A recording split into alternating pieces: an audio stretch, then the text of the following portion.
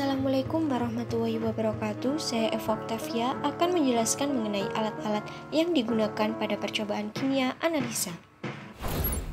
Erlenmeyer berfungsi sebagai wadah untuk mencampur larutan atau sebagai wadah larutan pada proses titrasi. Labu ukur. Labu ukur ini digunakan untuk mengencerkan suatu larutan hingga volume tertentu, di mana pada labu ukur terdapat tanda batas yang menunjukkan ukuran volume larutan telah mencapai yang akan diinginkan. Gelas ukur. Gelas ukur ini bervolume 10 ml dan memiliki banyak jenis ukuran. Alat ini berfungsi untuk mengukur volume larutan mulai dari 10 ml hingga 2 liter. Corong kaca. Corong kaca sebagai alat bantu dalam menuangkan suatu larutan. Beker glass yang memiliki ukuran tertentu yang berfungsi sebagai wadah penampung untuk mengaduk, mencampur, dan memanaskan cairan. Rak tabung reaksi yang berfungsi sebagai wadah dalam tabung reaksi, dan tabung reaksi sendiri berfungsi sebagai mencampur dan menampung atau memanaskan bahan kimia dalam jumlah kecil. Kaca arloji dan pengaduk sebagai wadah bahan dan sebagai pengaduk pada bahan kimia. Cawan porselen berfungsi sebagai mereaksikan zat dalam suhu tinggi. Mortar dan alu berfungsi sebagai tempat untuk menghaluskan suatu bahan. Pipet tetes memindahkan larutan dari suatu wadah ke wadah lain. Keras untuk membakar atau menggabungkan zat pada analisis gravimetri. Botol timbang untuk menyimpan bahan yang akan ditimbang.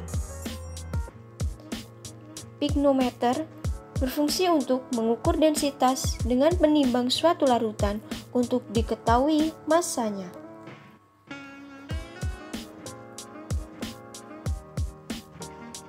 Hidrometer berfungsi sebagai mengukur massa jenis suatu larutan atau suatu cairan. Botol reagen berfungsi untuk menyimpan suatu larutan atau suatu cairan. Pipet volume yang berfungsi untuk mengambil suatu larutan dengan volume tertentu sesuai ukuran pipet. Kemudian ada bola hisap atau rubber bulb, di mana terdapat section untuk menyedot suatu larutan, kemudian aspirate yang berguna untuk mengeluarkan udara, dan exhaust untuk mengeluarkan suatu larutan. Cara penggunaannya adalah menggabungkan pipet volume dengan bola hisap. Untuk mengambil suatu larutan, maka kita tekan S atau section untuk menyedot suatu larutan. Kemudian, untuk mengeluarkan suatu larutan, maka kita tekan tombol E atau exhaust pada bola hisap. Kemudian terdapat termometer yang berfungsi untuk mengukur suatu suhu pada larutan. Kemudian terdapat kertas pH yang berfungsi untuk mengetahui berapa kadar pH dalam suatu larutan yang terdapat range dari 0 hingga 14. Dengan cara penggunaannya adalah memasukkan ke dalam suatu larutan, kemudian dicocokkan warnanya pada gambar tersebut. pH meter. pH meter ini berfungsi seperti kertas pH, di mana terdapat tombol on dan off sebagai pengatur untuk menyala dan mematikan. Cara penggunaannya adalah dengan mencelupkan pH meter ke dalam suatu larutan, maka akan menunjukkan berapa pH larutan tersebut. Kertas saring. Kertas saring ini berfungsi untuk menyaring suatu larutan dengan cara melipat kertas saring hingga menjadi persegi, kemudian masukkan ke permukaan corong kaca, lalu buka tengah kertas saring untuk menyaring suatu larutan, maka akan didapatkan endapan pada kertas saring dan filtrat pada Erlenmeyer. Penjepit kayu, bunsen, sebagai wadah spiritus untuk pembakaran. kawat kasa untuk menahan beker gelas atau labu ketika proses pemanasan. Kaki 3 sebagai penahan kawat kasa ketika proses pemanasan. Terdapat dua cara untuk penggunaan bunsen sendiri, yaitu pertama, larutan yang terdapat di dalam tabung reaksi diletakkan di atas bunsen dengan bantuan penjepit kayu.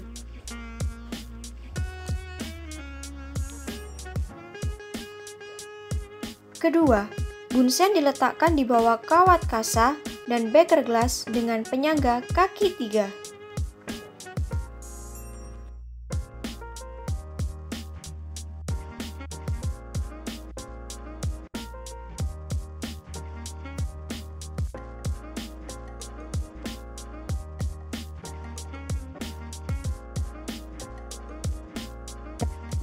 Buret ini berfungsi untuk mengukur volume suatu cairan atau suatu larutan, di mana terdapat kran untuk membuka atau menutup aliran pada suatu larutan di dalam buret.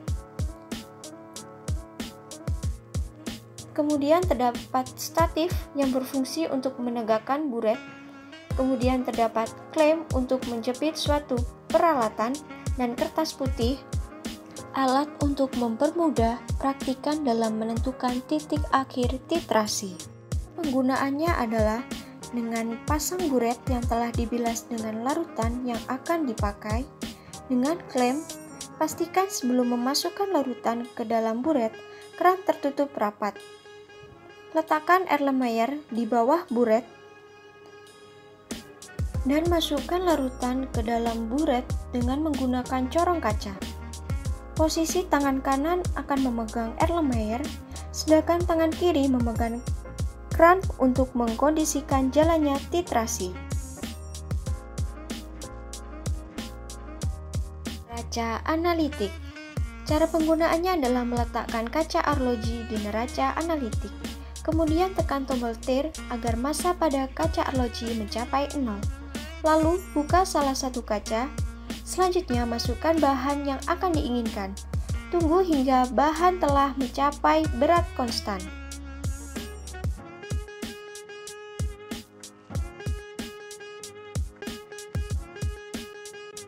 Centrifuge. Cara penggunaannya adalah pastikan listrik telah tercolok pada stop kontak. Siapkan sampel yang akan diputar dan letakkan pada tempatnya secara simetris dan seimbang. Jika persiapan sampel telah selesai, nyalakan mesin.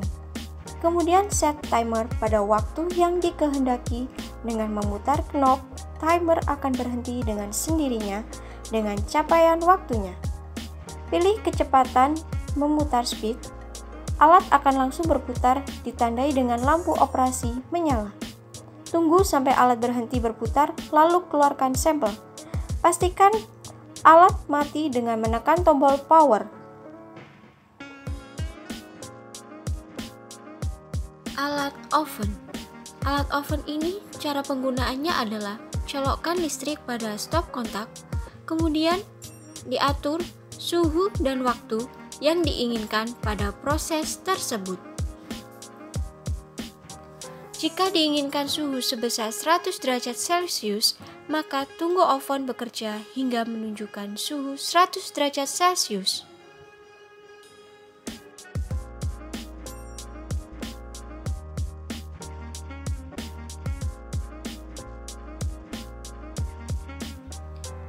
Selanjutnya, masukkan bahan atau alat yang akan di-oven. Ambil bahan atau alat ketika timer berbunyi.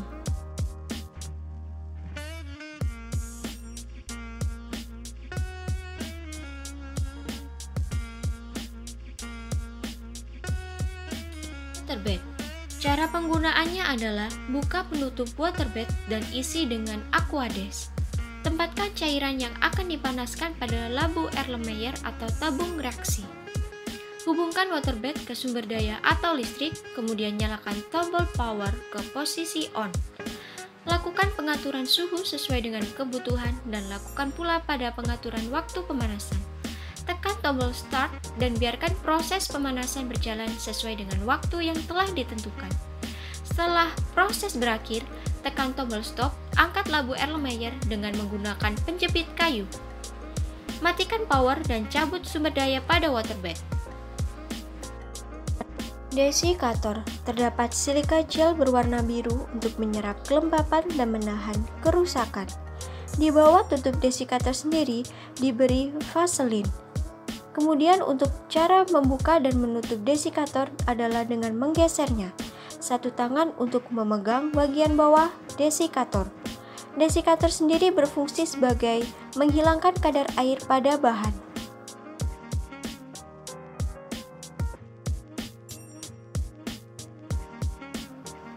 Lemari asam bertujuan untuk membuang gas berbahaya selama percobaan dan berfungsi sebagai tempat bereaksi bahan kimia. Caranya yaitu menaikkan jendela sorong seperempat bagian. Hidupkan lampu beserta switch blower. Gunakan secara hati-hati. Setelah digunakan, matikan lampu beserta switch blowernya.